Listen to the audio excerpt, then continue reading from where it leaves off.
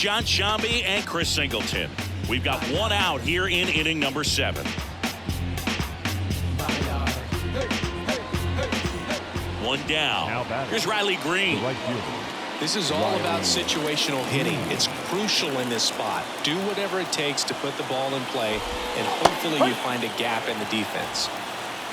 Well, in this situation with runners on, you've got to get ahead in the count so that you can dictate the rest of the at-bat. Nice job right there. Swings and misses. And it's 0-2. In the infield at the corners, don't be surprised to see them come home first and prevent that run from scoring. Right through their gut. Huge strikeout there. Well, they were pretty much giving it to him right there. Playing the infield back, all you're looking for on offense is a simple ground ball. You got a tie ball game. Not sure what he was thinking up there. Strikeout looking is the last thing you want to see.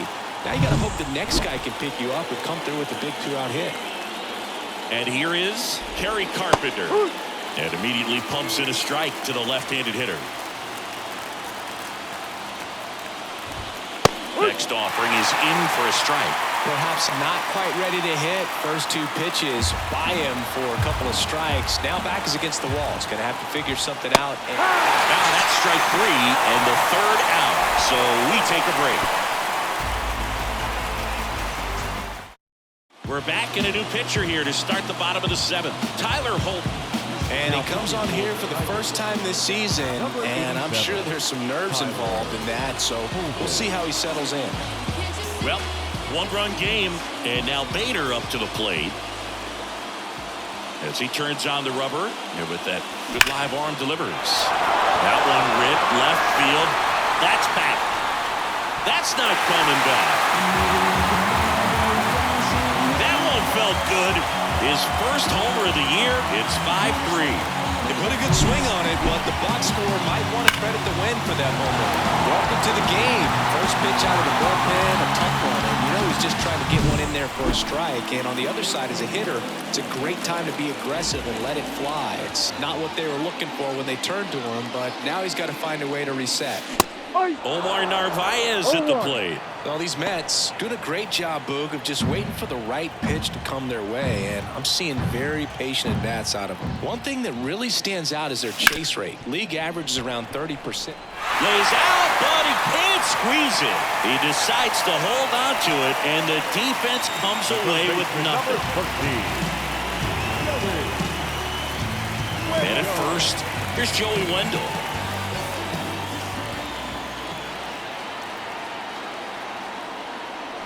And he lays down a bunt. The throw to first. No hit here on the bunt attempt. They get the out. There's a time where that sac bunt was just home. Very basic, but is increasingly difficult as it's become to get bunts down in the big leagues. Nice job right there. Tyrone Taylor up now for the Mets. 0 for 3. A fly out, a ground out, and a strikeout. Swing and a ball driven pretty well out towards left center. And he makes the catch. Runner tags at second. Now he decides against it, and he's back in at second. The batter, number 1, second baseman. And now here's Jeff McNeil. Chris, baseball today, so many strikeouts, and they are available to pitchers. But this is a guy that puts the bat on the ball and is kind of different from the players that we see day in, day out. High fly ball out into left center field. Dearland makes the grab, and that'll end the inning. But the solo shot stretches their lead even further. It's now a 5-3 ball game. Ready to begin the 8th, and here's the first baseman, Spencer Torkelson. And that gets the inside corner for a strike. Diekman, 37 years young. He joined the team as a free agent. And he grounds one back up the middle to his knee. The throw, low throw, and he can't dig it out. Well, that one right there had the looks of one of those plays of the week. Great diving stop, but he just couldn't set up to make a good throw. Maybe got a little too excited. He was probably feeling it as well, but either way, that's a tough play and a tough error. Here's Mark Canha, 1 for 3. Mark Canha. Now this team is definitely looking for a big swing of the bat right here, trying to close that gap. But, you know, at the very least, if you could find a way to manufacture that run from first, it feels like it's really important to getting back into this ballgame. Sharp grounder. That's through for a base hit. Throw back in quickly. First and second now with nobody out. Now batting. Really good swing right there. You got a pitch that he knew he could handle, allowed himself to stay back just a tad bit longer, and he hit the ball on the screws. First and second, no outs. Andy Ibanez now at the plate. That one finds the zone. That's strike one. Well, no base hits in the series for him so far, and it's clearly been a rough one. You just hope he's not pressing too hard, because that just compounds things. It makes the slump even longer. 1-1. Never seems to help. Never helped me. With the go-ahead run at the plate, here in the third and final game of the series.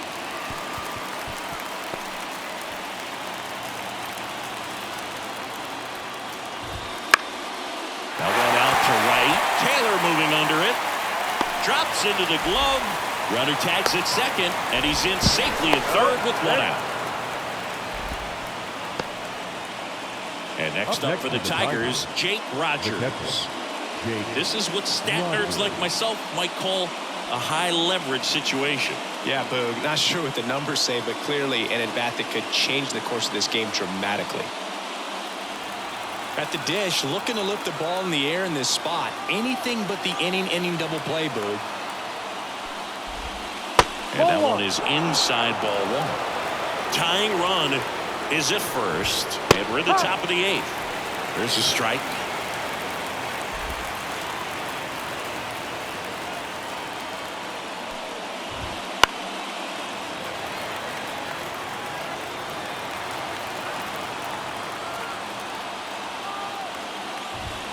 And a swing and a miss. Two gone now. Way out in front of that inside pitch there, and just exactly the opposite kind of approach that you want with two strikes. You want to let the ball travel. Make sure you recognize it. Try to shorten up so that you can at least put the ball in play. Clearly fooled, but I think even more so, you question the two-strike approach. Alonso, he takes it himself to the bag, and that'll do it. Back now, new pitcher on the mound as we roll into the bottom of the eighth, Shelby Miller. And we all know about his slider. It's just filthy, man. And one of the better ones in the game, I'd say. Spin rate's very high, and it just breaks a ton. That one the other way, and it goes just foul. Miller, a very difficult guy to get hits off of. It's really rare for teams to string stuff together against him. He wins every pitch, and for a hitter, sometimes a victory is just fouling off one of his pitches.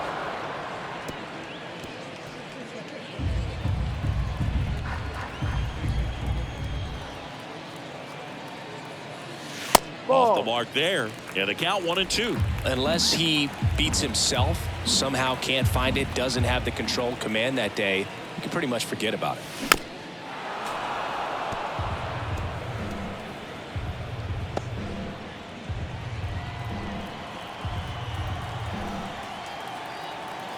And a pitch.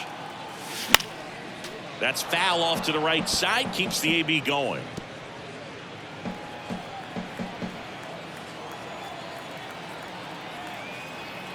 Here comes a pitch.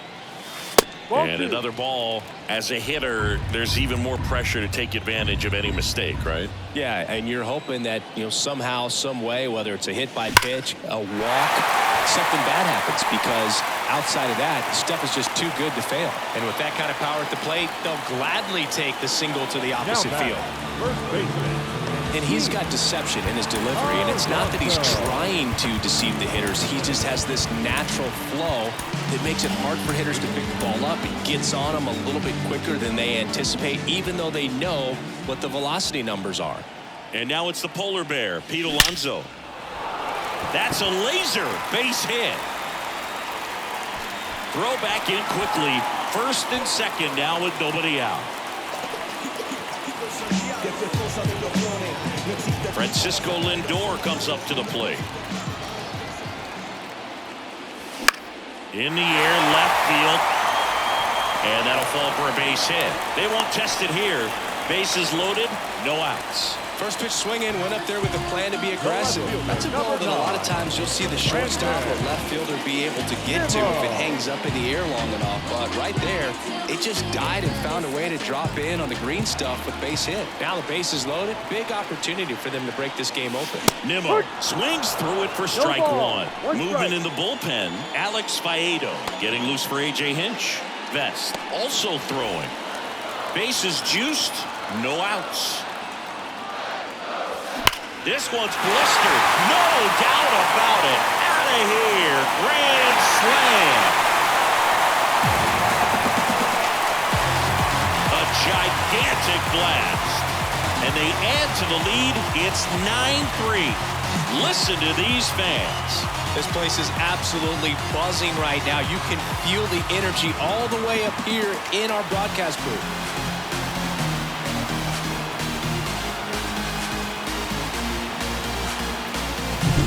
A great job here of staying within himself. You know that if you get a knock, you're going to drive in a couple. So stay focused on that. Well, he does more than just a knock. It's the grand slam to drive in four.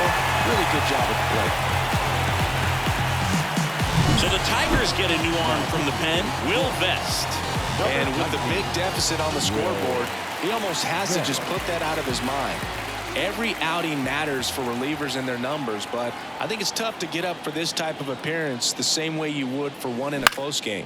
This one in the air. Torkelson makes the play, and there's one down. The catcher, number 2. Here's the catcher, Omar Narvaez.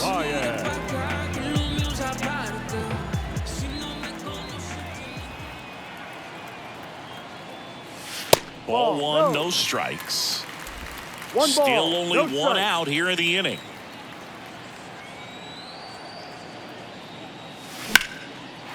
Slice the other way. That's a base hit.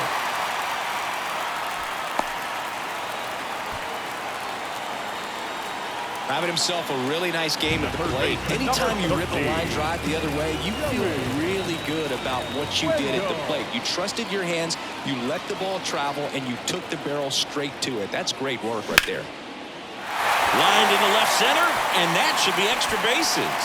Narvaez rounds second on his way to third. Coming home. Relay throw to third. Out number 2, and another run comes in. Absolutely perfect execution of the relay right there to cut him down at third. And he probably should have shut it down at second base and been happy with the double, but it took a great play to get him. You just have to tip the cap. Tyrone Taylor up now for the Mets. 0 for 4, a couple of flyouts. He's also grounded out and struck out. Into center and a base hit.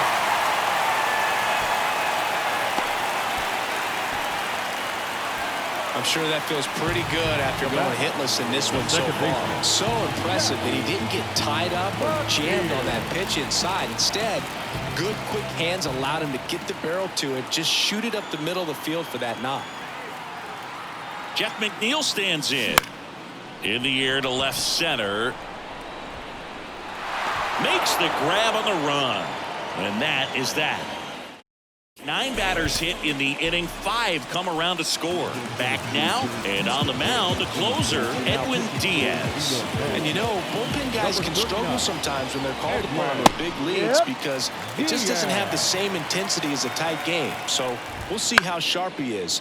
Your mental toughness matters in situations like this as well. And it stays fair.